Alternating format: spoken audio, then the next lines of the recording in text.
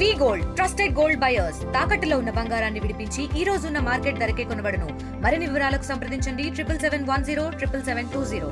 వెన్నుపోటు దినం. ఎందుకంటే చంద్రబాబు నాయుడు గారు అబద్ధాల హామీలు సూపర్ 6 అని 143 అబద్ధాల హామీలు ఇచ్చి ఒక్కటి కూడా నెరవేర్చకుండా ముఖ్యమంత్రిగా చేసి సంవత్సరం అవుతుంది.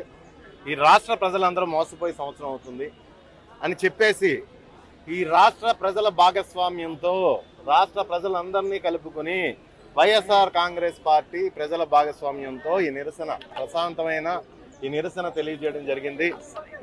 ఈ నిరసనకి మంచి రెస్పాన్స్ వచ్చింది ప్రజల నుంచి. ప్రజలు అద్భుతంగా భాగస్వాములు అయ్యారు ఈ నిరసనలో.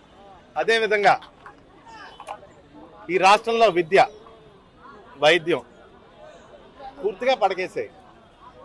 చదువుకున్న పిల్లల్ని మోసం చేశాడు, నిరుద్యోగులను మోసం చేశాడు.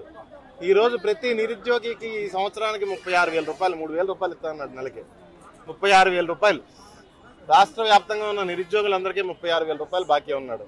రైతులను మోసం చేశాడు, రైతులను వెన్నుపోటు పొడిచాడు. ఒక్క పంటకి గిట్టుబాటు ధర లేదు. రైతులందరూ ఇబ్బంది పడుతున్నారు.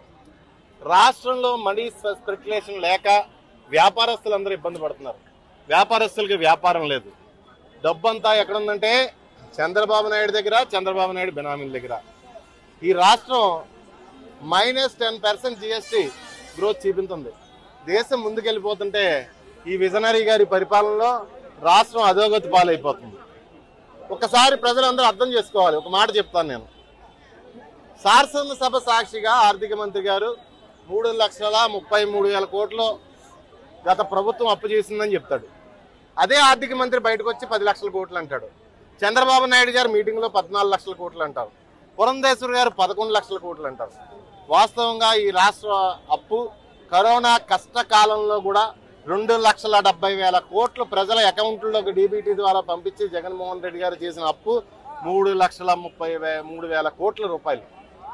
మరి 14 లక్షల కోట్లు, 15 లక్షల కోట్లు, 20 లక్షల కోట్లు అని చెప్పి తన మీడియా ద్వారా తప్పుదోవ పట్టించి ఈ రాష్ట్ర ప్రజల ఖజానాని తన జేబులో నింపుకోవడానికి చంద్రబాబు నాయుడు కుట్ర చేస్తున్నాడు.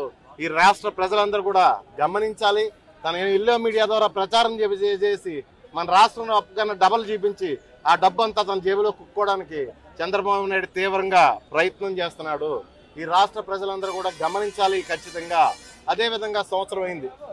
వెన్నుపోటు దినాన్ని ఏదో రకంగా ఏమార్చాలి. రకరకాల ఇష్యూస్ రాష్ట్రంలో ప్రజలకి కోపం వచ్చిందంటే రకరకాల ఇష్యూస్ తెర మీద తీసుకొస్తున్నారు. ప్రజలను ఏమార్చ్ చేయడానికి, ప్రజల్ని డైవర్ట్ చేయడానికి రకరకాలుగా ప్రయత్నం చేస్తున్నారు చంద్రబాబు నాయుడు గారు. దయచేసి ప్రజలకి మంచి పాలన ఇవ్వండి. ఇంకో 4 సంవత్సరాల సమయం ఉంది మీకు. దయచేసి ప్రజలకు మీరు ఇచ్చిన హామీలు నెరవేర్చండి. దయచేసి ప్రతి నిరుద్యోగిని ఆదుకోండి. ఆరోగ్యశ్రీని ఆదుకోండి. ఆరోగ్యశ్రీ పడకేసింది. వైద్యం లేదు. సర్కార్ హాస్పిటల్లో మందులు లేవు. దయచేసి వాళ్ళందరినీ ఆదుకుని మీ పరిపాలన సరి చేసుకుని ఇంకో 4 సంవత్సరాల సమయం ఉంది కాబట్టి ప్రజారంజకంగా పాలించాలని చెప్పేసి కోరుకుంటున్నాం. Thank you. రాష్ట్రం అంతా అట్టడకమే కాకుండా ఈ రోజు తిమ్ము నియోజకవర్గంలో మా ప్రీతమ నాయకులు రాజయ్య గారి పిలుపు మేరకు తుని ఇది తుఫానా లేక జనమా అన్నట్టుగా మీ అందరూ వచ్చి విజయవంతం చేసినందుకు మీ అందరూ కూడా పేరు పేరున నా హృదయపూర్వక నమస్కారాలు తెలియజేస్తున్నాను. మరీ ముఖ్యంగా సంవత్సరానికే సూపర్ 6 పేరు పెట్టి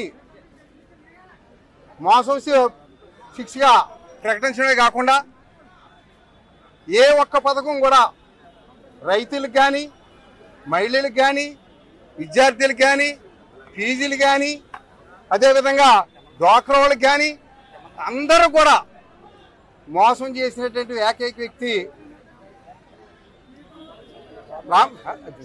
చంద్రబాబు నాయుడు గారు. చంద్రబాబు నాయుడు గారిని కూడా ఈ సభాముఖంగా తెలియజేస్తున్నాను. ఎందువల్లంటే చంద్రబాబు నాయుడు గారికి ఎన్నిపోటు పడ్డ కొత్త ఏం కాదు. ఆయనకి రాజకీయ భవిష్యత్తు ఇచ్చిన మామగారిని ఎన్నిపోటు పొడిచేటువంటి వ్యక్తి. ఆంధ్ర రాష్ట్ర ప్రజలు ఎన్నిపోటు పడడం కష్టం కాదని కూడా మీ ఛానల్ ద్వారా తెలియజేస్తున్నాం.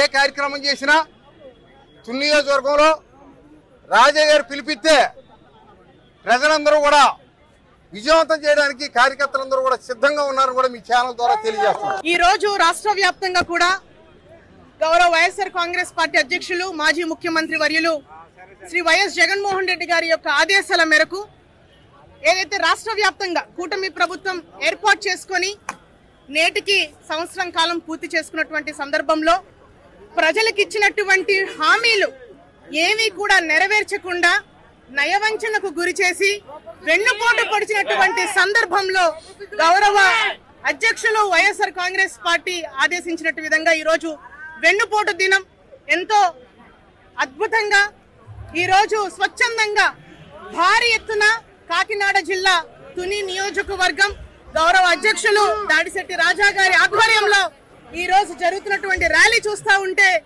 నిజంగా ఈ రోజు ప్రజల్లో ఈ ప్రభుత్వం మీద ఉన్నటువంటి వ్యతిరేకత స్పష్టంగా కనిపిస్తా ఉంది.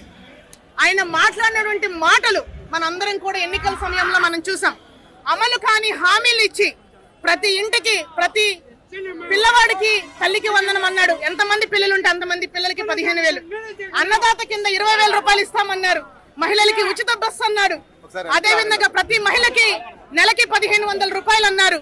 ప్రతి యువతకి కూడా నిరుద్యోగ భృతి 3,000 రూపాయలు లేని పక్షాన 5 సంవత్సరాల్లో 20 లక్షల ఉద్యోగాలు తీస్తానని పెద్ద పెద్ద మాట్లాడినటువంటి మాటలు చంద్రబాబు నాయుడు గారు కానివ్వండి, ఇటు లోకేష్ కానివ్వండి, ఈ రోజు ఆ మాటలన్నీ కూడా మరిచి ఈ రోజు నిరంకుశ పాలన, ఈ రోజు వైఎస్ఆర్ కాంగ్రెస్ పార్టీ శ్రేణులు నాయకుల మీద కక్షపూరితమైనటువంటి రాజకీయాలు చేస్తూ ఈ రోజు సోషల్ మీడియాలో యాక్టివ్ పార్టిసిపెంట్స్ ఎవరైతే ఉన్నారో వాళ్ళ మీద, నాయకుల మీద లేనిపోని ఫాల్స్ కేసు అన్ని కూడా బనాయించి ఈ రోజు జైల్లో పెట్టే పరిస్థితి మనం చూస్తా ఉన్నాం.